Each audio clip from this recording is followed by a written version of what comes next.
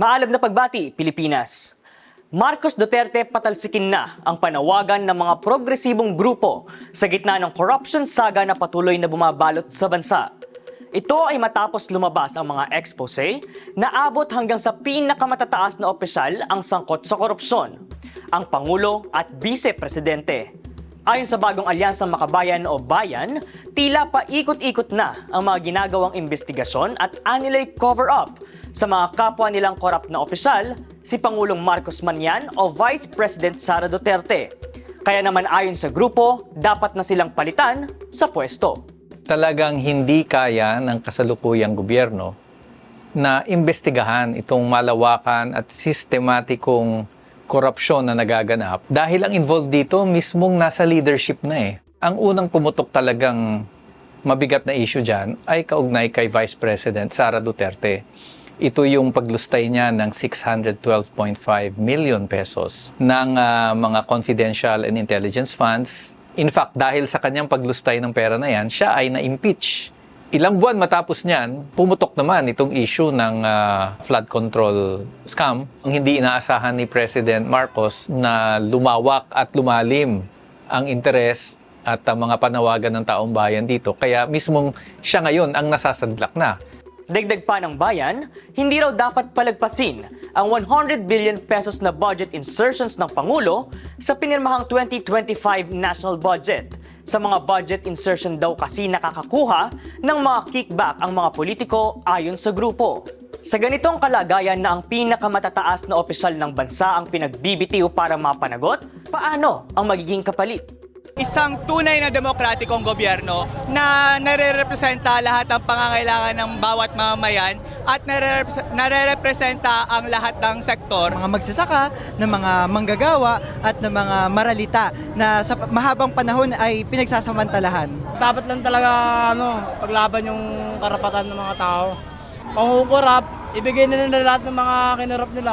Isang mas may malasakit na gobyerno na walang bahid ng korupsyon. Ito raw ang gustong makamit ng mga Pilipino kapalit ng mga kagaya ni na President Marcos at VP Duterte. Panukala ng Bayan na itayo ang isang National Transition Council na pansamantalang mamumuno sa bansa. Ang gagawin ng Transition Council, magtitiyak na magkakaroon ng isang bagong gobyerno, malinis na pamamahala, gobyerno na may malaking boses ang mamamayan mismo. So, dyan papasok ngayon yung mga organisasyon ng manggagawa, mga magsasaka, itong mga civil society groups, mga kababaihan, kabataan. Isang gobyernong magpapatupad ng isang programang makamamayan at makabayan. So, yun ang magiging trabaho ng Transition Council. Paliwanag ng grupo, isang civilian government ang Transition Council. Ibig sabihin, wala dapat makisangkot na elemento ng militar dito at gawin itong military junta. Unang layunin ng National Transition Council ang pagpapanagot sa mga mapatutunayang corrupt government officials. Pangalawa, magsasagawa ito ng mga reforma sa ekonomiya at politika para tugunan ang mga pangangailangan ng Pilipino na napabayaan dahil sa anilay pandarambong ng mga burokrata kapitalista.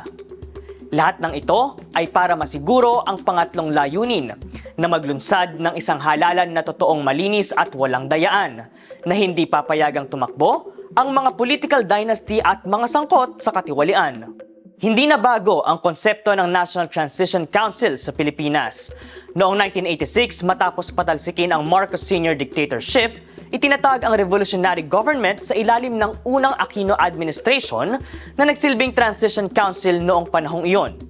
Dito pinalitan ang chief officials ng gobyerno, itinayo ang isang constitutional convention na nagluwal sa 1987 Constitution at binawi ang mga nakaw na yaman ng pamilya Marcos. Pero Hindi naging totoong revolusyonaryo yung gobyerno ni Aquino kasi kaakibat nitong mga hakbang na ito, bumalik naman sa poder yung mga tradisyonal na mga politiko, yung mga political dynasties. ayun lang.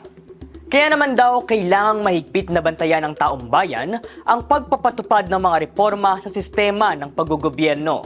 Sa darating na November 30, muling ilulunsad ang malaking anti-corruption protest sa Luneta para ipagpatuloy ang panawagan sa pagpapanagot sa lahat ng sangkot sa pagnanakaw sa kaban ng bayan. Paanyaya ng mga progresibo, dumalo sa mga pagkilos at ipakita ang tunay na people power. Marami sa ating kababayan ay namulat na sa kabulukan ng kasalukuyang sistema ng pamamahala. Panahon na magkaroon tayo ng bagong gobyerno. Sovereignty resides in the Filipino people. At kano ang maging desisyon ng mamamayang Pilipino, yun ang masusunod.